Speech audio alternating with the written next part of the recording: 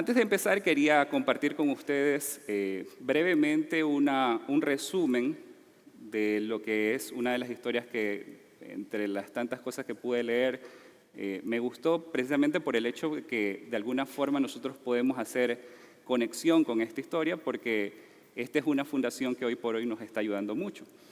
Resulta que en el año de 1991, Dave Phillips, al ver el sufrimiento de muchos niños que no tenían cómo comer, pues decidió él juntamente con su esposa pues comenzar a recopilar víveres, y en su garaje él lo abrió para comenzar a compartir con otros aquello que el Señor le había dado a él.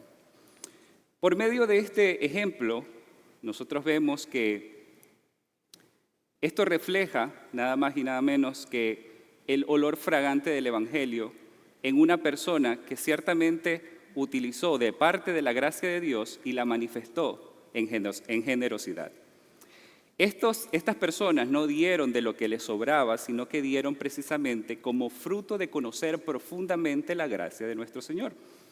Gracias a esta buena voluntad que Dios puso en el corazón de este hermano, hoy por hoy podemos gozar de los beneficios o de las bendiciones que Children's Hunger Fund da y provee para muchas otras personas. De hecho, si ustedes han tenido la oportunidad de ir a un evangelismo, sabemos que generalmente en cada evangelismo nosotros llevamos víveres.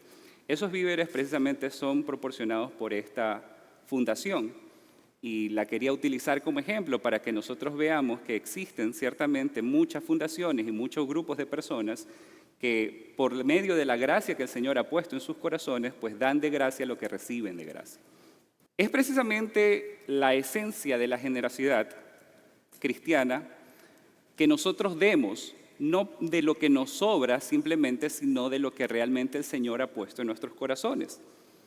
Hoy, cuando abramos en nuestras páginas de la Biblia, 2 Corintios capítulo 8, versos del 1 al 15, vamos a estar viendo y explorando precisamente cómo Pablo presenta un ejemplo. Él presenta como ejemplo a la iglesia de Macedonia.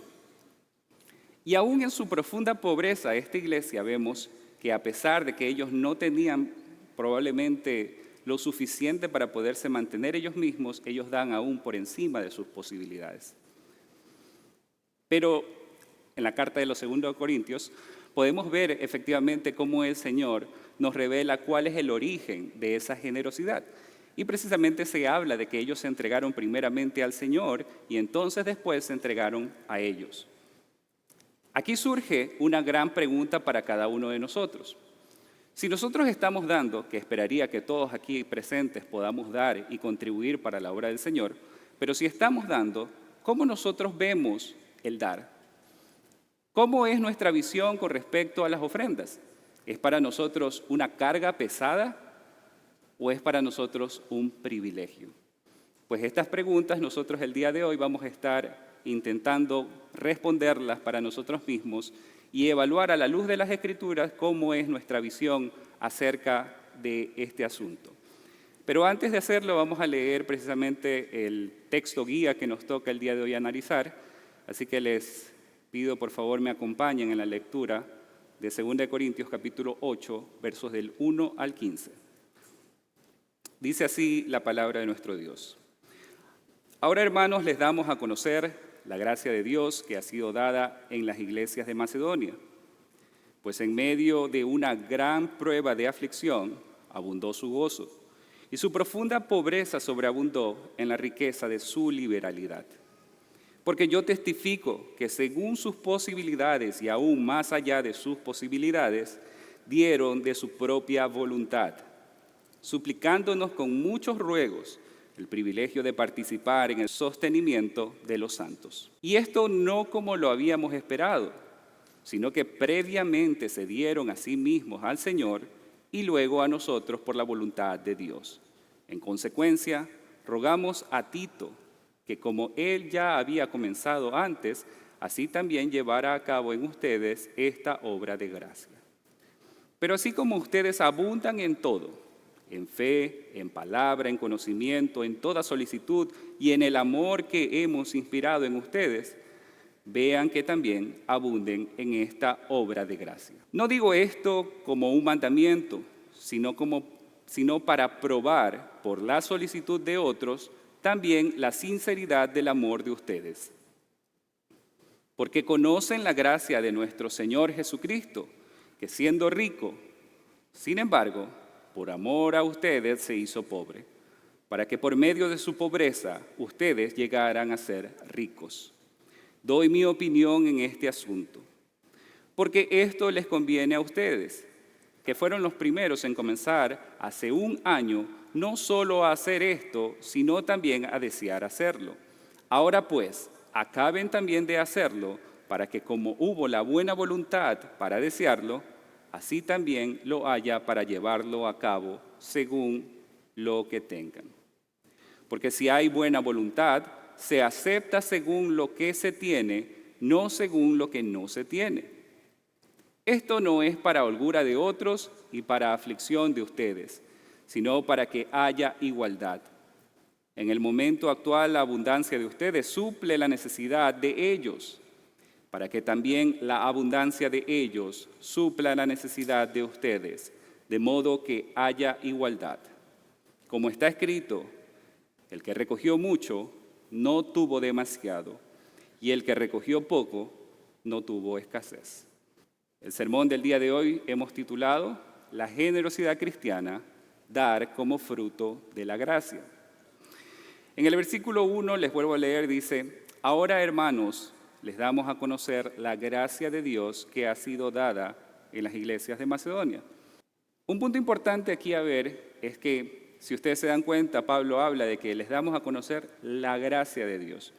Significa que lo que más adelante se va a comenzar a hablar acerca de los macedonios provenía precisamente de la gracia del Señor.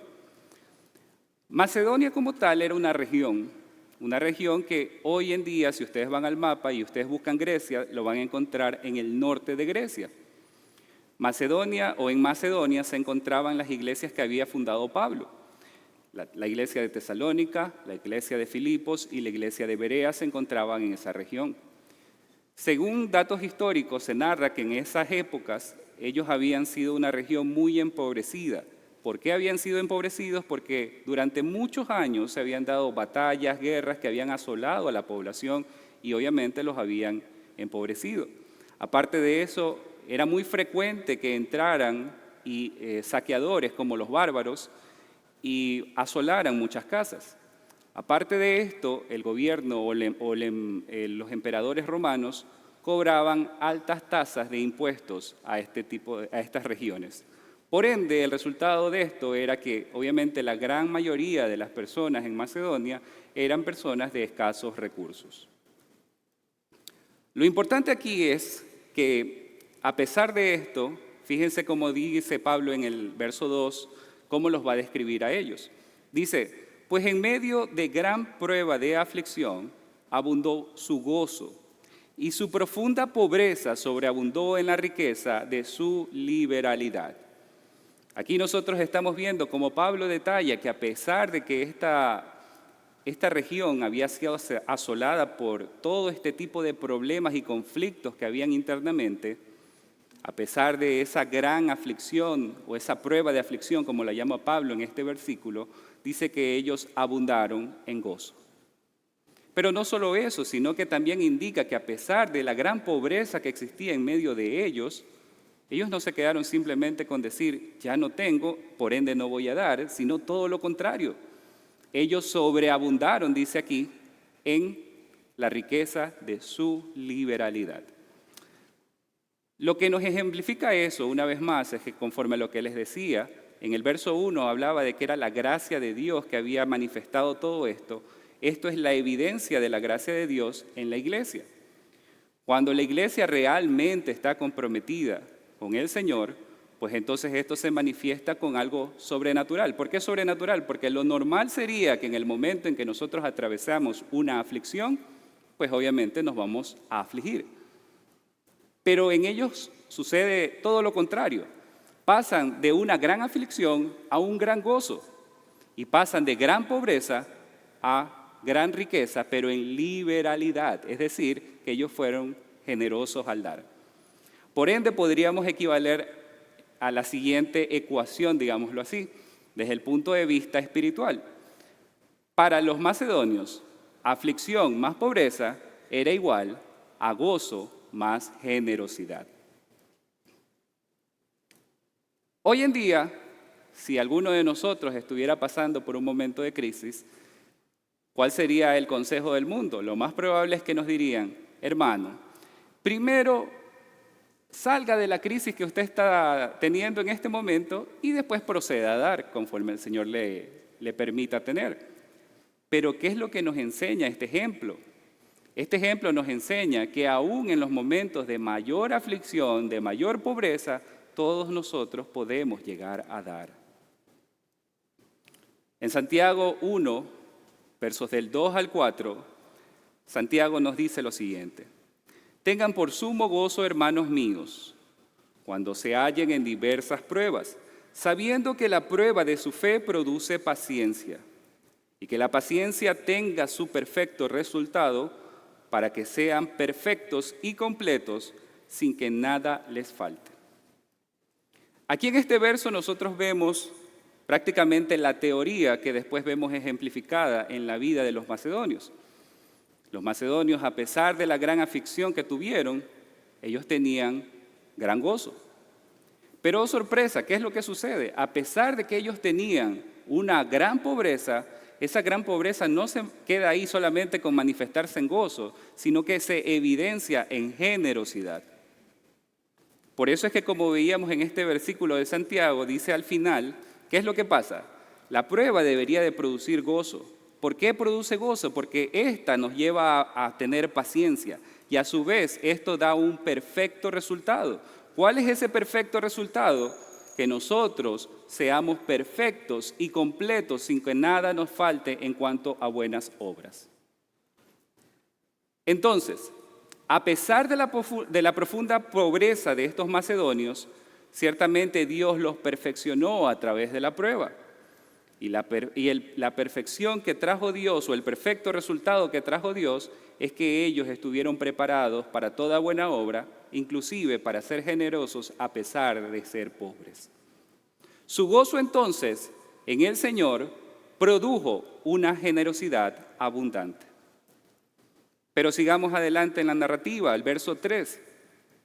Aquí Pablo testifica acerca de ellos y dice: porque yo testifico que según sus posibilidades y aún más allá de sus posibilidades, dieron de su propia voluntad.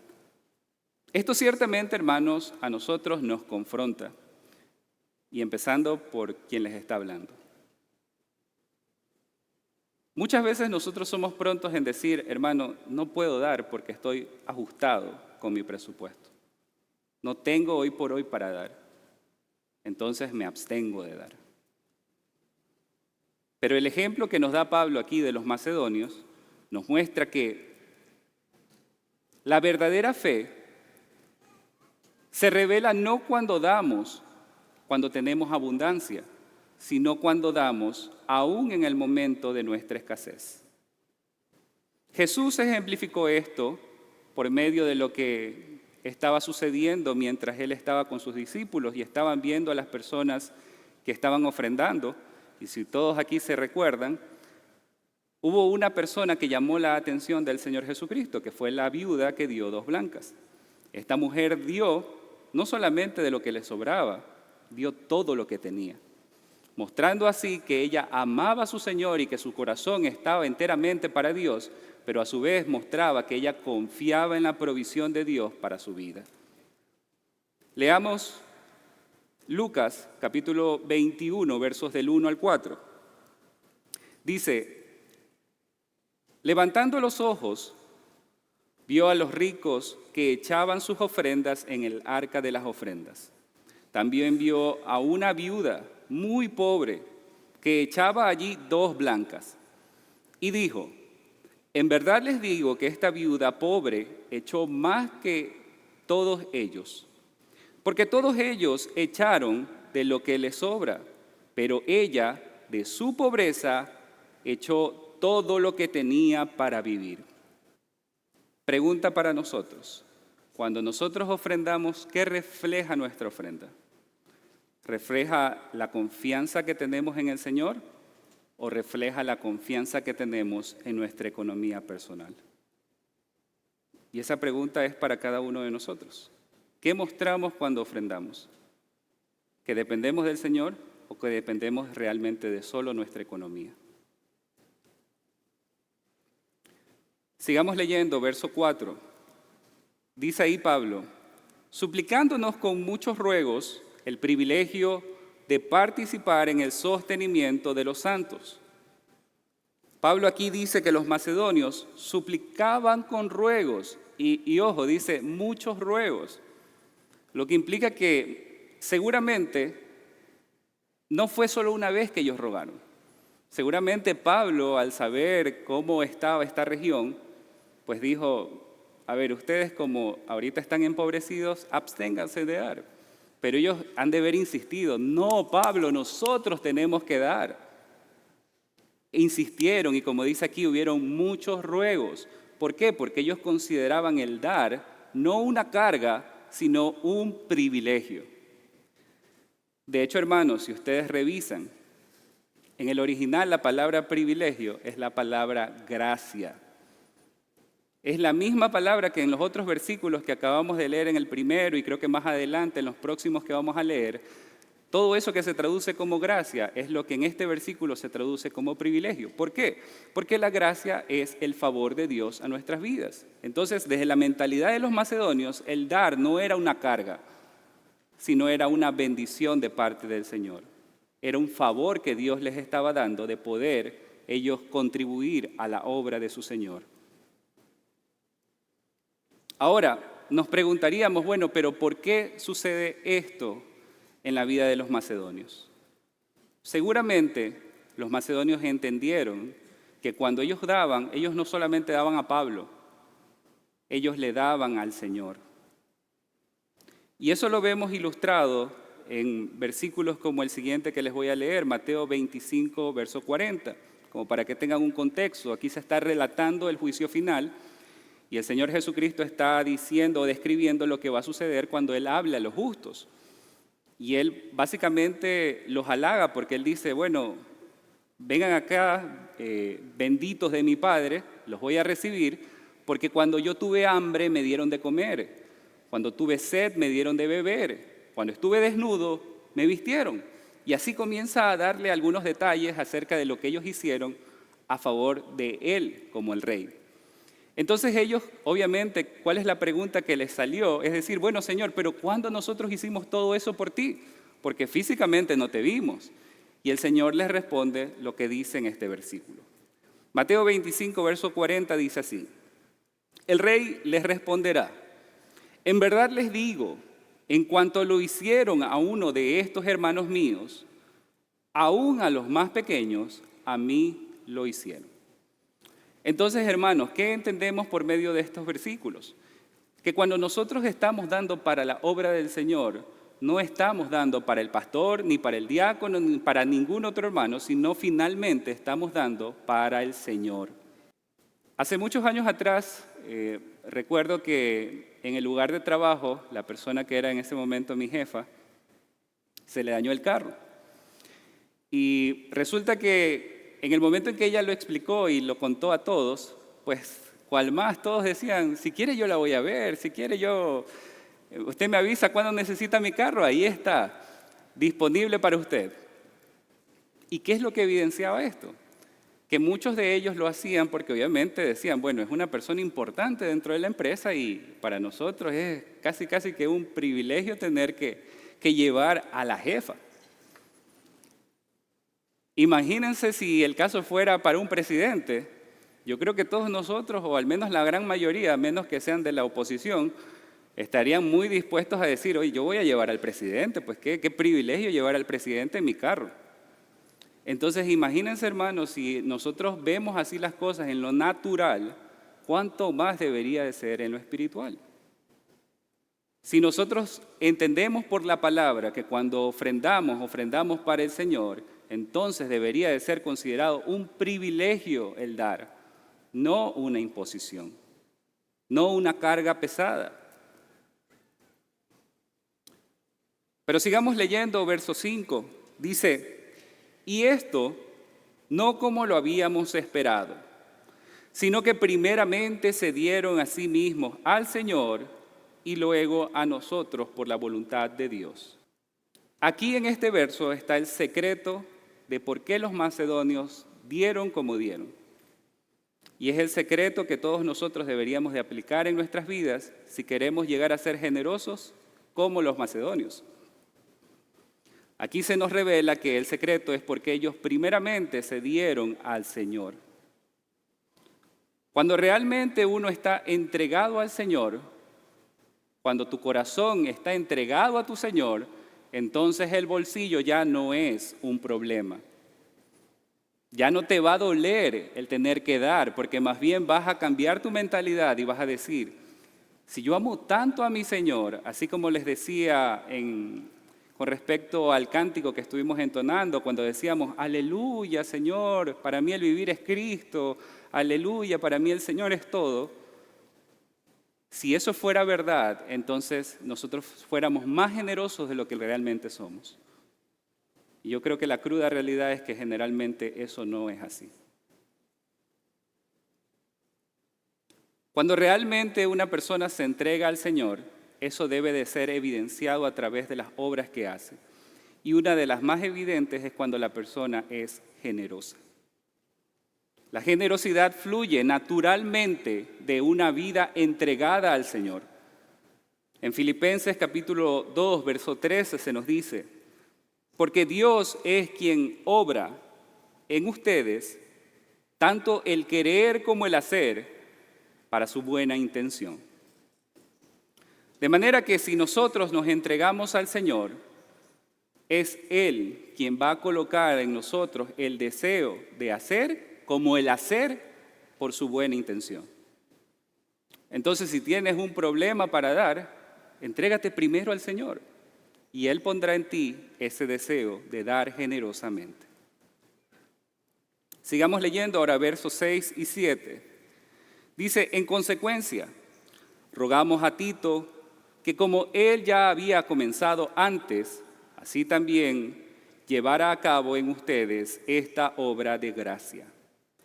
Pero así como ustedes abundan en todo, en fe, en palabra, en conocimiento, en toda sabiduría y en el amor que hemos inspirado en ustedes, vean que también abunden en esta obra de gracia. Los corintios abundaban en dones espirituales, según lo que vemos en este verso. Y de hecho, si ustedes leen inclusive la primera carta a los corintios, en el capítulo 1, Pablo comienza a exponerles todos los dones que ellos tenían. Ciertamente eran una iglesia muy rica espiritualmente hablando. Pero Pablo les hace acuerdo de que, así como abundan en dones espirituales, ellos debían también de abundar en esta que él llama obra de gracia. De forma que Pablo lo que está queriendo probar en los corintios es si efectivamente ellos eran obedientes, no solamente en un ámbito de su vida, sino en todo. Leamos lo que dice 2 de Corintios capítulo 2, verso 9, y veamos uno de los fines o una de las razones por las cuales Pablo escribe esta segunda carta a los Corintios. Aquí dice, pues también con este fin les escribí, para ponerlos a prueba y ver si son obedientes en todo. Ven entonces que una de las razones de escribir la segunda carta a los Corintios es que Pablo quería probar la fe de los corintios. Él decía, a ver, los corintios prácticamente están llenos de dones. Es una iglesia muy completa a nivel espiritual, pero quiero ver si efectivamente ellos son obedientes en todo. Y para ser obedientes en todo, parte de ese todo era que también tenían que aprender a ser generosos abundantemente. Esto nos enseña algo muy importante, hermanos. Una iglesia puede tener buena doctrina, puede tener una gran enseñanza, puede desbordar en dones a favor del Evangelio, pero si no tiene generosidad, está incompleta. Entonces, si IBPG hoy por hoy se puede jactar de decir, tenemos sana doctrina, sí la tenemos. ¿Tenemos muchos dones? Sí la tenemos. Tenemos dones. Pero aquí les dejo una pregunta, ¿somos generosos como el Señor demanda nuestra generosidad? Y eso lo puede responder cada uno individualmente en sus mentes y en sus corazones. Ahora vamos al punto número 2, donde vamos a estar viendo una llamada a dar con amor y equidad. Leamos ahora el versículo 8. Dice, no digo esto como un mandamiento, sino para probar por la solicitud de otros también la sinceridad del amor de ustedes. Noten que aquí Pablo está haciéndoles entender lo siguiente. Hermanos, lo que yo les estoy diciendo no es un mandamiento. Esto no es un mandamiento, sino es más bien para probar. Y como dice aquí, por la solicitud de otros, es decir, por el ejemplo de los macedonios, si hay sinceridad realmente en el amor que ustedes manifestaron. De hecho, si lo leemos en otra versión, Palabra de Dios para Todos, este versículo, miren cómo es aún un poquito más claro. Dice, pero esto no lo digo como una orden. Lo que quiero es que vean que otros están decididos a ayudar para que así ustedes demuestren que su amor es verdadero. Es decir, él quería llamarlos a ver a estos macedonios y decirles, a ver, miren a estos macedonios. ¿No les gustaría ser como esos macedonios? ¿No les gustaría que la gracia del Señor sobreabunde en sus vidas a tal punto que ustedes puedan ser un referente como estos macedonios? Él no les da una orden, Él les da simplemente una prueba, un ejemplo, para que por medio de Él puedan ellos manifestar si realmente su amor es verdadero o no. De hecho, para este sermón leí varias veces, tanto Primera como Segunda de Corintios. Y una de las cosas que me di cuenta es que generalmente Pablo pocas veces utiliza de severidad. Generalmente Pablo trata de guiar con amor a la congregación, de probar con sabiduría si es que ellos obedecían o no, y por otro lado de exhortarlos a urgencia. Y solo aquí les voy a dar un par de versículos para que los puedan revisar, pero si ustedes pueden leer otra vez la segunda carta a los Corintios, y mejor aún si leen la primera también, se darán cuenta que constantemente Pablo trata de persuadir sutilmente a la iglesia. Él no es como que les dice, a ver, por cuanto yo soy el apóstol, entonces les ordeno, tienen que dar. No, él les dice siempre de una forma muy sutil. Si ustedes revisan 2 Corintios capítulo 1, verso 24, y 2 Corintios capítulo 6, verso 1, se darán cuenta de que siempre Pablo trata sutilmente de llevarlos a la conclusión de lo que deben de hacer. Y es obvio esto, hermanos. Y les pongo el siguiente ejemplo. ¿Qué me dirían ustedes si, por ejemplo, vemos una persona que está anualmente dándole al Estado, qué sé yo, $2,000, $3,000, y ustedes dirían, uy, qué generoso que es esa persona porque está pagando el impuesto a la renta todos los años, $2,000, $3,000, qué generoso que es? Incoherente sería decir algo así. ¿Y por qué sería incoherente? Porque es un impuesto por algo, porque es algo obligado. No podrías decir a una persona que es generosa cuando se lo está obligando a hacer. Entonces Pablo, por eso mismo, entendiendo que esto no puede ser un impuesto, sino que tiene que ser una manifestación de la medida del amor que cada uno tiene para con el Señor, él lo deja abierto. Y él dice, hermanos, les doy la enseñanza, les doy el ejemplo, pero ya queden ustedes el aplicarlo. La generosidad no puede ser impuesta. La generosidad tiene que ser una evidencia de lo que cada uno tiene en su corazón. Entonces Pablo lo hace así obviamente porque él sabe que generosidad, como les decía, es la medida visible del amor cristiano. No algo que debe de ser impuesto a la fuerza. Sigamos leyendo ahora el versículo número 9, donde Pablo dice, porque conocen la gracia de nuestro Señor Jesucristo, que siendo rico, sin embargo, por amor a ustedes, se hizo pobre, para que por medio de su pobreza ustedes llegaran a ser ricos. Anteriormente nosotros habíamos visto cuál era la razón por la cual los macedonios dieron, no solamente de acuerdo a sus posibilidades, sino aún más allá de sus posibilidades. Pero aquí en este versículo vemos el corazón de por qué hacen lo que hacen. Prácticamente este versículo es el corazón de todo lo que acabamos de leer inicialmente. De 2 Corintios capítulo 8, desde el verso del 1 al 15, este versículo prácticamente nos da a nosotros a entender cuál debería de ser el origen de nuestra generosidad. Ya Pablo nos había dado la evidencia o el testimonio de los macedonios. Ciertamente un gran testimonio, pero el mejor y mayor de los testimonios lo dio nuestro Señor Jesucristo. Él no simplemente dio algo por nosotros, Él se dio a sí mismo por nosotros. ¿Qué más podemos pedir, hermanos? 2 Corintios capítulo 5, versos del 14 al 15 dice: Pues el amor de Cristo nos apremia, habiendo llegado a esta conclusión, que uno murió por todos, y por consiguiente todos murieron. Y por todos murió, para que los que viven ya no vivan para sí, sino para aquel que murió y resucitó por ellos.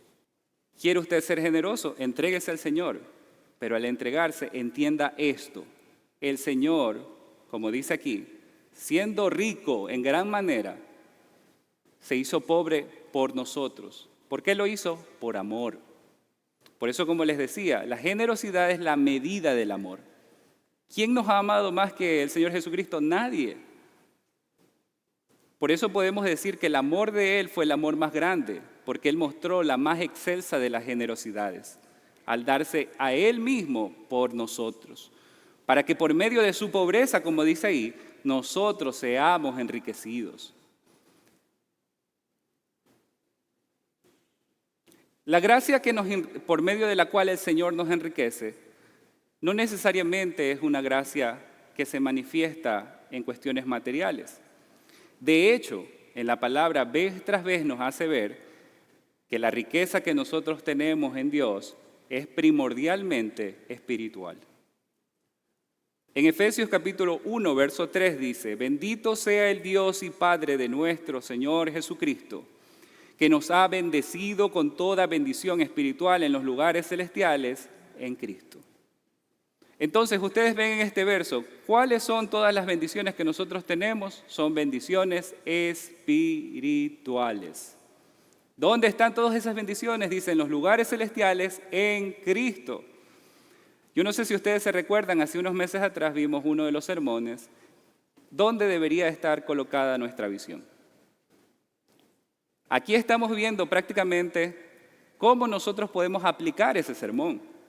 Si nosotros tenemos nuestra visión puesta en Cristo, pues entonces, hermanos, parte de las cosas que se van a evidenciar en nuestras vidas es que nosotros vamos a ser generosos. El cristiano que contempla a Cristo no puede aferrarse egoístamente a su posesión como si fuera de él mismo. De manera que, como Pablo mismo decía, ¿qué tienes tú que primero no se te haya dado? Y si se te ha dado, entonces ¿por qué te jactas de ello como que si no lo hubieras recibido? Si todo lo que tenemos es del Señor, será mucha cosa que el Señor nos pida que demos de lo que Él nos ha dado. Sigamos leyendo versículos 10 y 11. Dice, doy mi opinión en este asunto, porque esto conviene a ustedes, que fueron los primeros en comenzar hace un año, no solo a hacer esto, sino también a desear hacerlo. Ahora pues, acaben también de hacerlo, para que, como hubo la buena voluntad para desearlo, así también la haya para llevarlo a cabo según lo que tengan. Según lo que vemos en estos versos, podemos entender que parece ser que los corintios, ya hace un año atrás de que Pablo había escrito esta carta, ellos se habían comprometido en dar La razón de dar era porque tenían que dar para las iglesias más desposeídas o más desprovistas, que en este caso eran las de Jerusalén. Eso lo vemos en Primera de Corintios. Y parece ser que ellos se habían comprometido en ese tiempo a dar, pero que por algún motivo dejaron de dar. Aquí Pablo los está instando, como dice aquí, que ahora completen aquello que habían comenzado a hacer. Leamos de hecho este mismo versículo o estos mismos versículos en otra traducción para que entendamos mucho mejor. Palabra de Dios para todos lo traduce de esta forma estos versículos. Les doy mi consejo sobre este asunto. Pienso que ahora les conviene aprovechar esta oportunidad, ya que hace un año ustedes fueron los primeros en dar e incluso fueron los primeros que quisieron hacerlo. Terminen entonces ahora lo que comenzaron y den de lo que tienen.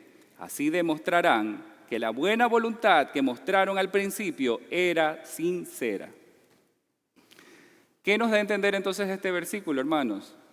Otro aspecto que es importante considerar al momento de dar. No es una cuestión de emocionalidad. Es decir, yo no doy porque, me siento tan bonito, fue el sermón que hoy voy a dar. Mañana no me gustó el sermón, entonces mañana no doy. Eso no tiene nada que ver con la emoción que usted pueda sentir. Aquí nos está enseñando Pablo que si ya en un momento se comprometieron a hacer algo, pues tienen que ser constantes en hacer. Es decir, la lección clara aquí es, no basta con entusiasmarse una sola vez. La verdadera generosidad es constante y es perseverante. Ustedes vuelvan a leer el verso y se darán cuenta que Pablo aquí les dice, le voy a leer otra vez el verso 11 en Palabra de Dios para Todos, dice, terminen entonces ahora lo que comenzaron y den de lo que tienen, así demostrarán, fíjense la palabra, demostrarán que la buena voluntad que mostraron al principio era sincera. Ustedes quieren demostrar que su deseo o su anhelo de dar es sincero, pues entonces tiene que ser algo constante. No puede ser que hoy día yo ofrendo bastante y mañana me olvido. Pasa un año más y tiene que venir otro sermón de esto para entonces yo volver a dar. No debería de funcionar así. Finalmente leamos los versículos del 12 al 15 para culminar este estudio. Y dice así, porque si hay buena voluntad, se acepta según lo que se tiene, no según lo que no se tiene. Esto no es para holgura de otros y para aflicción de ustedes, sino para que haya igualdad. En el momento actual, la abundancia de ustedes suple la necesidad de ellos, para que también la abundancia de ellos supla la necesidad de ustedes, de modo que haya igualdad. Como está escrito, el que recogió mucho no tuvo demasiado, y el que recogió poco no tuvo escasez. Ahora Pablo aclara lo siguiente. Le dice a los corintios, a ver corintios, es verdad que ustedes tienen que dar, pero como dice aquí, no tienen que dar más allá de lo que tienen. Nadie puede dar más allá de lo que tiene. Si yo tengo $500 de ingresos mensuales, no voy a esperar dar 1,000. Sería ilógico dar algo así. Entonces, este principio nos enseña que nosotros siempre debemos de dar en proporción a lo que tenemos. Por otro lado, aquí vemos también que Pablo nos está haciendo ver que al momento de dar, unos tienen que dar más, otros tienen que dar menos, porque cada uno da según lo que tiene, y finalmente tiene que haber equidad. Ahora, aquí equidad o igualdad, como es traducida en esta versión, no quiere decir que todos debemos de coger y depositar en una cuenta y de ahí repartirnos por partes iguales. Eso no quiere decir aquí la equidad, sino más bien lo que quiere decir es que cada persona debería de tener lo necesario. En otras palabras, en una comunidad cristiana no puede ser posible que una familia todas las semanas cene en el local o en el restaurante más caro, mientras que exista otra familia que no puede comer. Eso no debería de existir. A eso es que apunta Pablo cuando habla de igualdad, que las personas que tienen más, pues tienen que suplir las necesidades de aquellos que no tienen. Y viceversa, cuando la otra persona llegue a tener, pues también tendrá que ayudar a aquellos que no tienen. Ese es el principio de equidad o de igualdad que aquí nos está enseñando Pablo. Y si ustedes se dan cuenta, al final Pablo hace una cita del Antiguo Testamento. La cita que él está haciendo es Éxodo capítulo 16, verso 18. En este versículo se nos relata lo siguiente, dice: cuando lo midieron por litros, al que había recogido mucho, no le sobró, ni le faltó al que había recogido poco. Cada uno había recogido lo que iba a comer. Es decir, si ustedes leen todo el capítulo 16 de Éxodo, se van a dar cuenta que Éxodo está relatando aquí lo que sucedió durante el tiempo que el pueblo de Dios estaba en el desierto. Acuérdense que ellos salieron de Egipto y estuvieron un tiempo en el desierto. Pero en el desierto obviamente no tenían las comodidades que hubieran podido haber gozado en Egipto, con respecto a tener una comida más segura y todo este tipo de cosas. Entonces, ¿qué debió de suceder? El Señor mandaba el maná del cielo para que entonces ellos pudieran recoger y con eso alimentarse.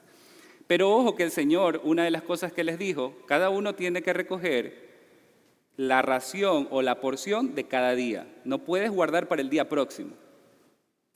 Entonces, si ustedes se dan cuenta, aquí Pablo está utilizando ese verso para ejemplificar lo que nosotros deberíamos de usar.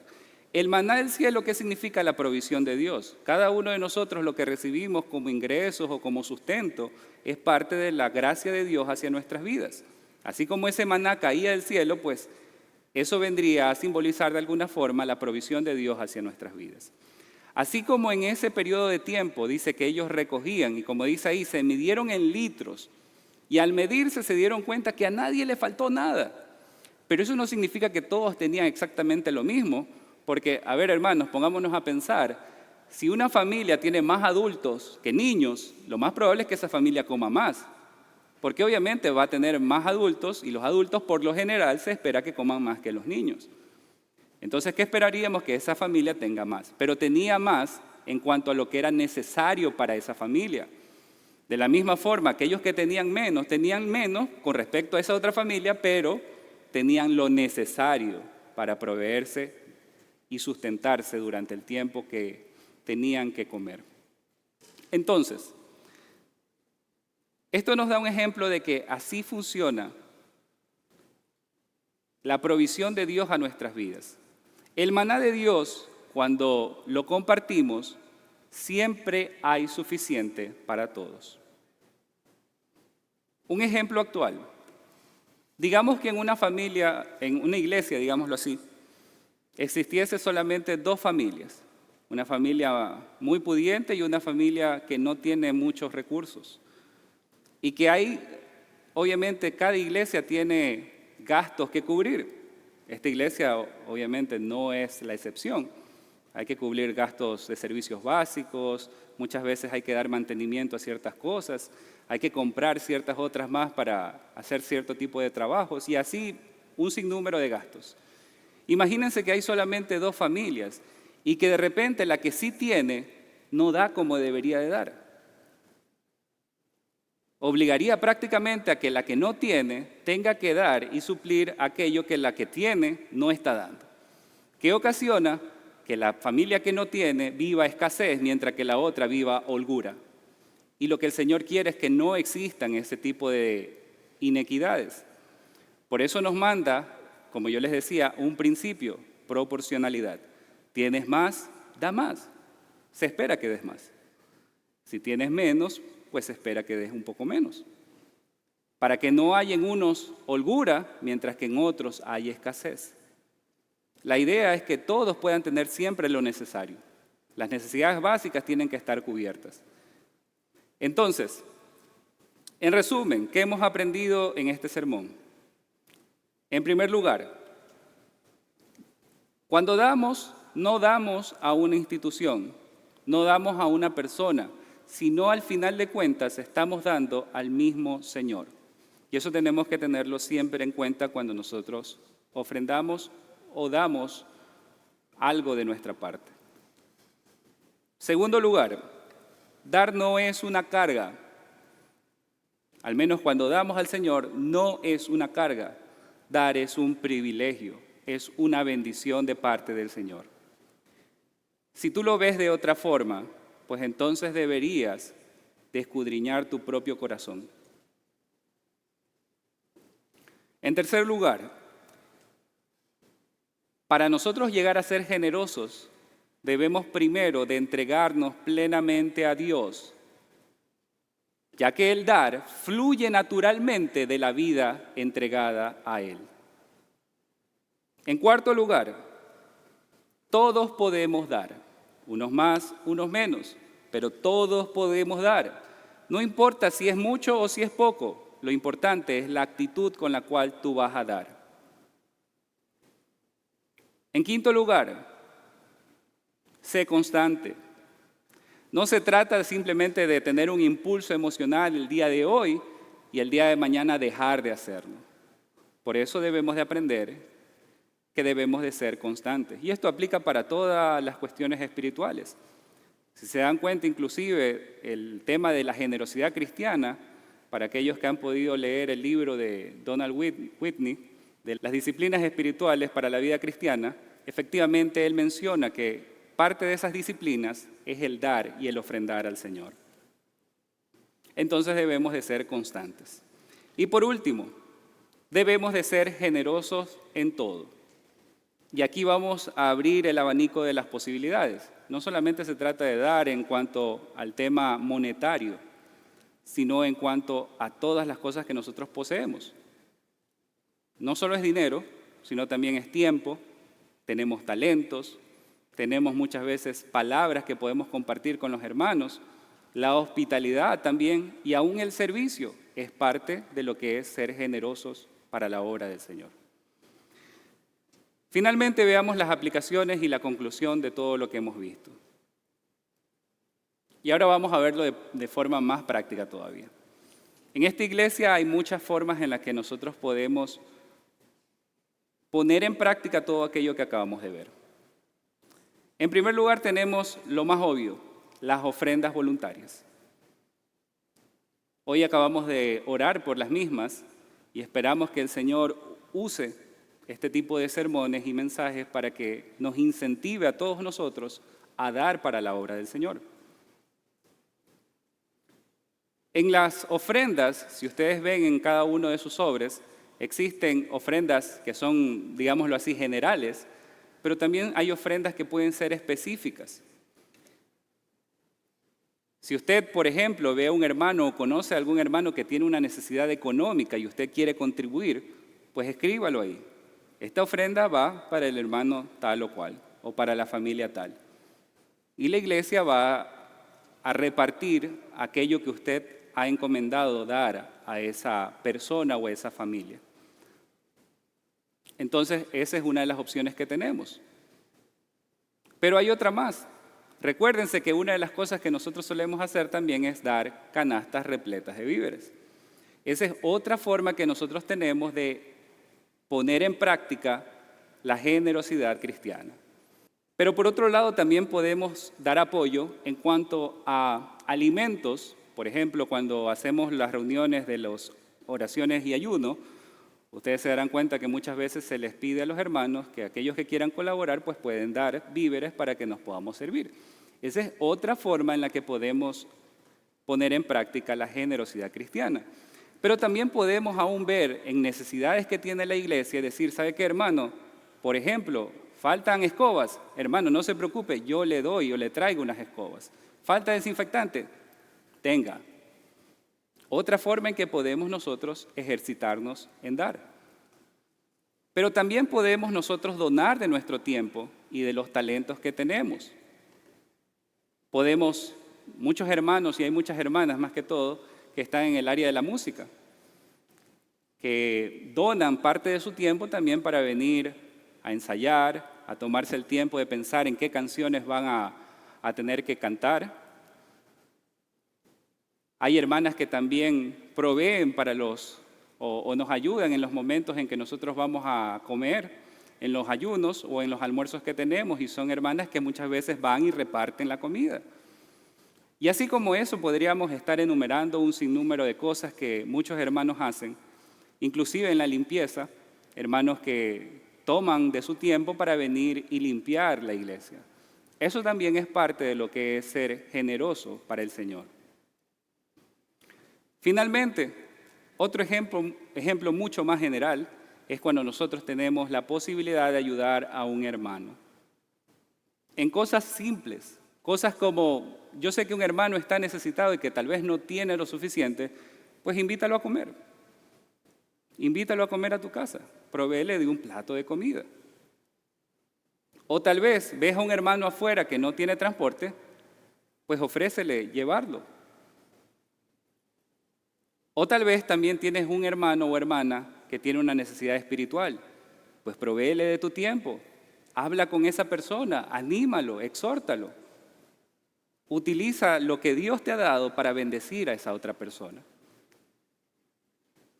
Entonces, como conclusión, podríamos llegar a lo siguiente. La generosidad cristiana, nuevamente, no nace del exceso material que podamos tener. Es decir, no esperes a tener mucho para entonces dar para el Señor, sino más bien esto nace del encuentro que nosotros tenemos con la gracia del Señor.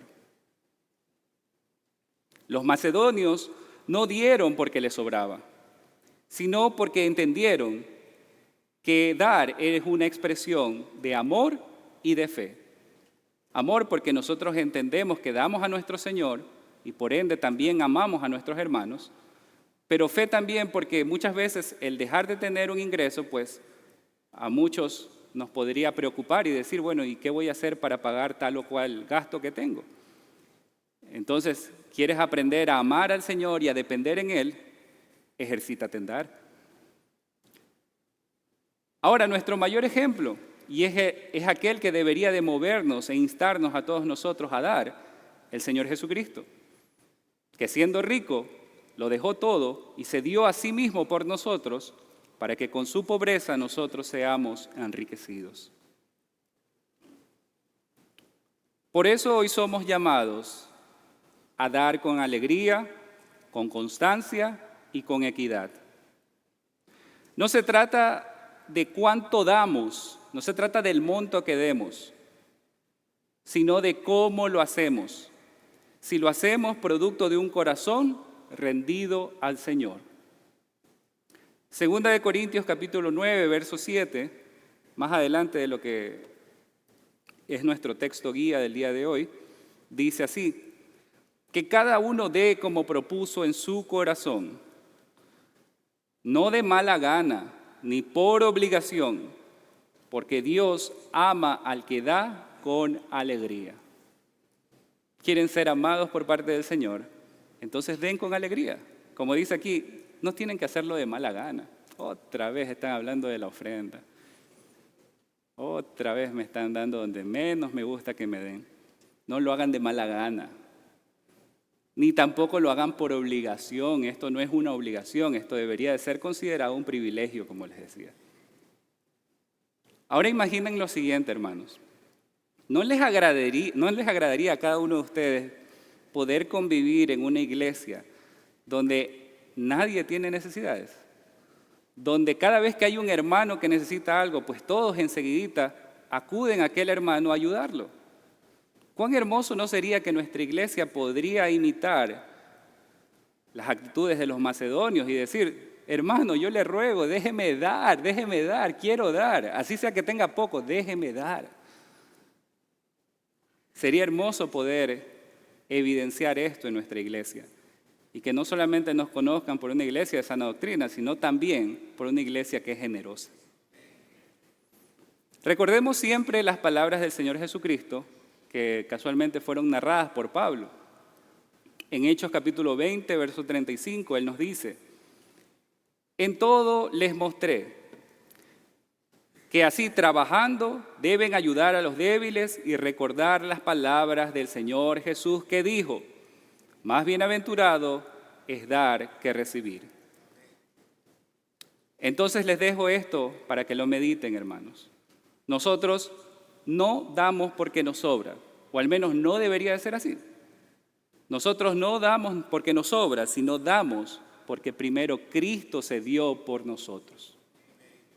Así que oremos, hermanos.